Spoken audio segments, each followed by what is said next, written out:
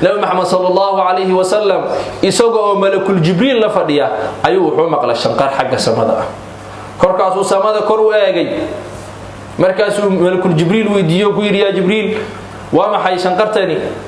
markaasuu ku yiri albaaba la furay samada lama furin maanta ka hor waligiis albaabkaas lama furin waxaana ka soo degaya malagaasuna waligiis samada kama soo degin maanta ka hor inta dabadeed malagii baa soo istaagay markaasuu malagii salaamay nabi maxamed sallallahu alayhi wa sallam markaasuu ku yiri abshir bi nurayn ya muhammad nabi muhammadow bishaarayso waxaan ku wadaa laba nuur baan ku wadaa lam yu'tihima nabiyyan qablak lama siinin labada nuur nabi adiga ka horeeyay lama siinin buu ku yiri nabi muhammadow maxay yihiin labada malag faatihatul kitab wa khawatim suratul baqara wa suratul fatiha iyo dhamaadka suurada al-baqara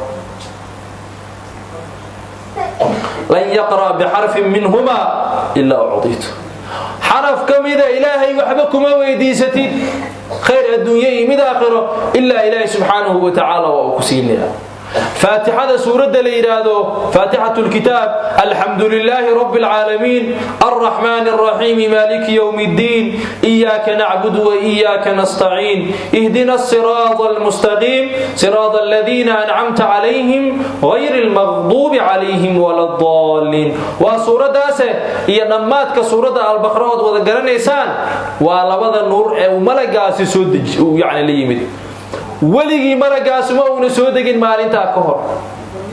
albaabkaasna lama furin maalinta ka hor nabi maxamed baa loogu bishaareeyo lagu yiri labada suuradood xaraf kamid ilaahay waxba kuma weydiisatid oo kuma barisid illa ilaahay subhanahu wa ta'ala khayr adduunyo iyo mid aakhiro mid kad ku weydiisatid oo ku siinaya miyaysan cajiib ahayn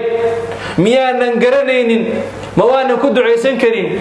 yaan doonaynin inuu ilaahay subhanahu wa ta'ala xawdiisto bala dhamaanteen waa doonina hadda waxa loo baahan yahay siniyad in rabbi tabaaraka wa ta'ala aan wax ku weydiisan waliba labadan suuradood waxay goori oo leeyihiin waxa la yiraahdaa quraanka labadan suuradood waxa si khaas ah looga soo saaray khazaa'inta cashiga hoostiisa inta dabadeed quraanku ay malaa'iktu soo wado ayaa laga soo daba qaaday markaas waxa la dhigay baytul izza la dhigay malag gooniye baa loo soo dhiibay halka quraanka intiisa kale loo soo dhiibay jibriil alayhi salaam marka diinka fahanto oo diinka baarto oo duca ka doonto oo arinaad ka raadiso waxa leeysa xaqiiqada nolosha oo dhan meesha ay taalo inay halkaas tahay guusha oo dhan meesha laga helaayo inay halkaas tahay dhammaan waxan kale oo adduunyo dariiqa loo maraayo inay halkaas tahay